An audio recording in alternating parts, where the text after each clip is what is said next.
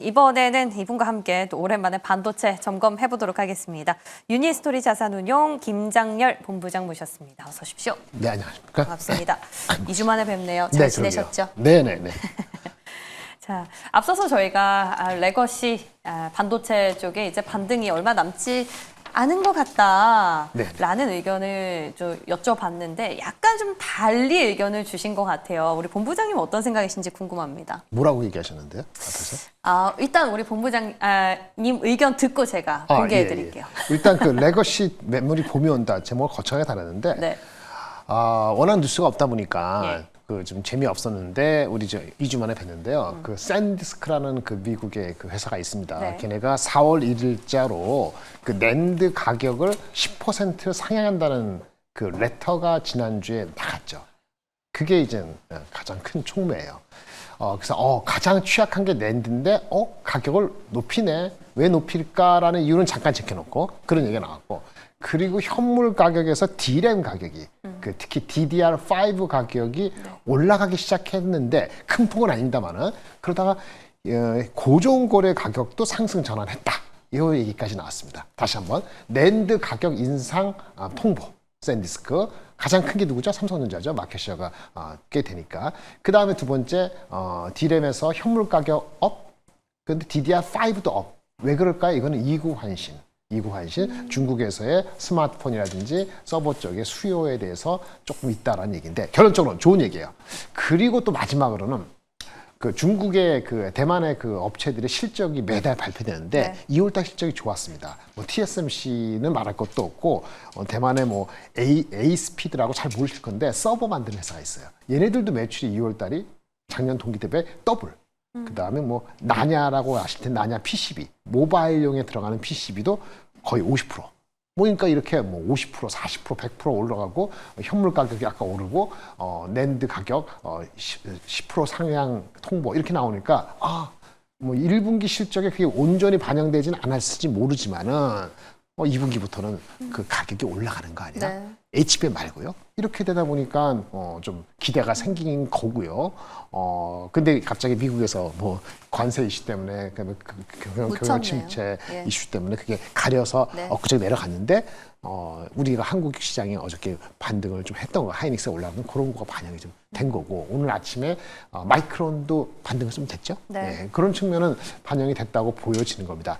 아마 그걸 겁니다. 이렇게 얘기하는 건 누구나 다 얘기하는 거고, 이 얘기는 여기 출연하기 전에 제가 지난주 출연하니까 방송에서 다 얘기했는데, 오늘 말씀드리는 거는 이것이 진성 수요냐, 아니면 일시적인 그렇지, 거냐, 가치적이냐는 건데, 그렇죠. 그거는 이견이 있을 수 있어요. 왜냐하면은 그 트럼프 이것도 관세예요. 관세 때문에 관세를 어떻게 될지 모르니까 반도체도 정확히 모르거든요. 미리 사놓는다. 그렇죠. 그런 이슈가 있다고 하면은 설사 4월 달에 가격이 올라가더라도 가격 올라가는 폭, 그 다음에 혹시라도 수요를 미리 땡겼다고 하면은 오히려 2분기 끝 무렵이나 3분기 넘어갈 때는 이게 다시 사그러드는 거 아니야 라는 건데, 그거 판단하기 어려워요. 판단하기 어려워서 제가 말씀드릴게요. 그거에 대한 판단을 회사, 기업들한테 묻고 싶다면은 삼성하이닉스가 대답을 해줘야 되는데 그 4월 말까지는 너무 길고 아주 좋은 기회가 있습니다. 언제죠? 다음 주 금요일 날 아침에 마이크론의 실적을 발표합니다. 마이크론이 발표되는 실적이 2월까지 실적 포함되고 3, 4, 5월 달 가이던스가 나오거든요. 그게 힌트가 될 것 같아서 그때 보셔야 돼서 낙관 일변도는 가지 마시고, 이건 현상이니까 올라가는 거 맞아요. 근데 진성인지 아닌지에 대한 인디케이션에서 삼성하이닉스만큼은 아니지만 그 얘기를 들어보시는 게 필요할 것 같습니다. 아주 좋은 또 전략을 주셨어요. 저희가 그럼 다음 주 금요일 날 마이크론 실적 발표가 나기 전까지는 또 반도체는 약간은 또 간을 봐야 되는 시기인 듯 보입니다. 자, 그러면은 이거는 이제 어디까지 메모리 쪽이고요. 파운드리 쪽은 어떻습니까? 최근에 TSMC가 뭐 원래 선두였는데 여기서 SMIC가 또 치고 올라오고 있고, 중국 기업들이 완전 파운드리 쪽에서 다 포진을 해버렸어요. 네, 그렇습니다. 대만, 중국, 한국인가요? 그렇죠. 요거는 좀 뭐 시간 많이 쓸 필요 없어요. 그냥 벌어졌어요. 저희 TSMC가 마켓시어가 67%, 삼성은 약간 더 내려가서 4, 4분기 실적 기준입니다. 8.1%로서 1%가 더 내려갔어요. 우리는. TSMC가 다 가져간 겁니다. TSMC가 삼성한테서도 가져가고 SMIC, 삼성보다 약간 모자란 3등 업체, 이건 중국이죠. 5.5%, 화웨이 많이 하는 거. 얘네들도 0.5%. 그러니까 삼성하고 하이닉스에서 각각 삼성하고 SMIC에서 1%, 0.5% 빠졌고 그것이 고스란히 모든 걸 다 TSMC 가져갔고 그 격차는 당분간 더 확대되지 이게 뭐 좁혀질 것 같지는 않습니다. 그럼 우리가 파운드리는 좀 내려놔야 되고 레거시 쪽은 마이크론의 실적을 확인해야 되고 그럼 새로운 먹거리라 함은 HBM 쪽인데 HBM도 삼성전자는 아직까지 기다려봐야 하고 그럼 최근에 삼성전자가 차세대 어떤 개발 사업으로 유리 인터포저라는 걸 발표를 했지 않습니까? 네, 그렇습니다. 여기에 진짜 우리가 시선을 맞춰봐야 되는 게 맞는 걸까요? 이거는 결론적으로는 삼성전자의 중장기 경쟁력에 도움이 될 건 같습니다. 네. 먼저 나갈 수밖에 없고 하지만 주가에는 뭐 그다지 이슈가 되지 않습니다. 그래서 주가에 관련되는 거는 삼성그룹에서는 삼성전기 정도고요. 예.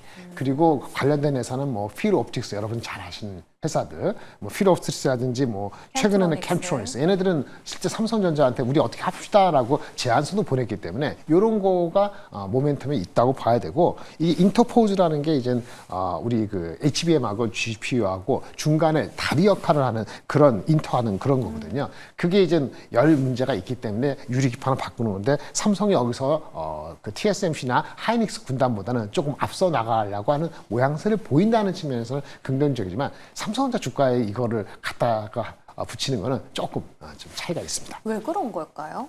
주가는 그게 중요하지 않아요.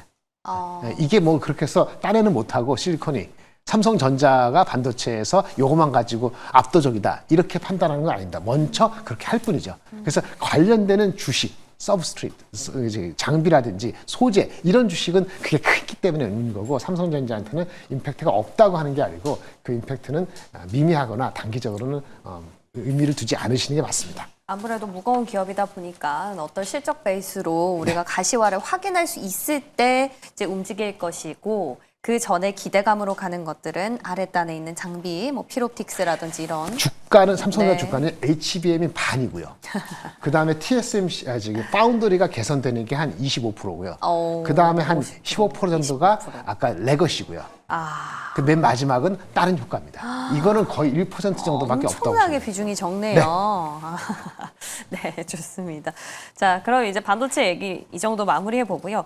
2차 전지도 좀 궁금합니다. 여기서도 의견이 많이 갈리는데 본부장님 어떤 생각하고 계세요? 2차 전지는 2월 달에 올라간 것을 반납했죠. 3월 5일 날 제가 좀 말씀드린 것 같은데 3월 5일 날 있었던 유럽에서의 자동차 업체의 액션 플랜이 미미했습니다. 당장의 전기차를 엑셀러레이션 한다기보다는 좀 시간을 줬어요. 자기네 폭스바겐을 준비하는 업체. 그것 때문에 좀 정책바 이슈가 수그러들었어요. 근데 실적이 다가오고 있죠, 3월 말에. 그러니까 지금 애매한 상태입니다. 완전 트레이딩입니다. LG 엔솔 기준으로 따지면 80조 정도면 트레이딩 업 할 수 있어요. 엊그제부터 80조가 다 빠졌더라고요. 그래서 대형주 중심으로 트레이딩 업은 가능하지만 3월 말에 가까울수록 1분기 실적을 리얼리티 체크를 해야 되기 때문에 큰 폭의 상승이 당장에 있기는 어렵습니다. 인터 배터리 그 이슈도 좀 장기적인 이슈거든요. 뭐 전고체라든지 삼성 SDI라든지 뭐 LG가 여러 가지 한다든지 그는 새삼스러운 건 아니에요. 그리고 SDI는 조금 이슈가 있습니다. 왜냐하면 자금 이슈도 있고 혹시 자금 조달의 이슈도 있기 때문에 가장 취약한 게 SDI입니다. 그나마 포스코 홀딩스가 많이 갔던 거는 그 2차 전지 말고도 어저께 빠졌습니다만 철강 이슈가 커요. 그래서 그런 걸 모든 걸 봤을 때는 그냥 트레이딩이고 당분간은 약간은 보수로 보는 게 맞다고 봅니다. 2월 말에 테슬라 지금 중국 판매 대수를 보니까 조금씩 오르고 있긴 하던데 물론 네. 전체적인 큰 그림으로 봤을 때 중국이나 유럽이나 미국이나 파이가 줄고 있긴 하지만 조금씩 고무적인 시그널에 또 시장은 목말라 하지 않습니까? 네, 이 부분 그렇습니다. 전혀 의미가 없을까요? 의미가 있죠. 왜냐하면 1, 2월 달에 테슬라가 판매가 유럽발, 중국발로 거의 반토막이 났거든요. 예. 근데 사실 시장은 20% 이상 올랐거든요. 근데 그게 뭐냐? 새로운 제품 주니퍼가 안 나와서 그렇다는 건데 주니퍼의 오더 받은 게 쉰먼때인 게 2월 말부터고 3월 들어가서 오더가 좀 실질적 반응이 될 수 있기 때문에 주가가 200불 초반까지 갔으니까 의미가 있을 수 있죠. 이렇게 보겠습니다. 자율주행, FSD, 로보택시에 대해서 반 정도 믿으면은 200불 초반이면 바닥입니다. 반도 안 믿으면 200불 깨질 수도 있고요.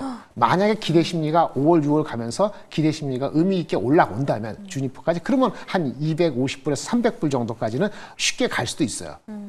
물론 매크로가 경기 침체가 오면은 다 흐물어지는 건데 네. 그래서 최근에 하락한 거 정도는 200불 가까이 갔던 거는 1차적인 기술적 반등을 야기시킬 수 있는 터치 포인트로 왔다. 이 정도까지 말씀드릴 수 있겠습니다. 일단 시장은 FSD랑 로보택시에 대한 기대감을 갖고 있긴 한 것 같습니다. 자, 반도체랑 유리기판 2차 전지 저희가 이런 섹터들 얘기를 나눠봤는데요. 이 가운데서 본부장님은 어느 쪽 가장 고무적이게 보시는지요? 뭐 단기적으로는 반도체죠. 단기적으로 반도체요? 단기적 반도체. 근데 하이닉스 정도를 하셔야 될 것 같고 네. 소부장은 최근에 또 반영이 됐어요. 여기서 쫓아가는 것보다는 이번 주 말 다음 주에 전국의 안정 여부하고 미국의 예산 통과를 보고 나서 적극성의 강도를 달리하시면 좋을 것 같고 다음 주 수요일 나올 때 업데이트 해드리겠습니다.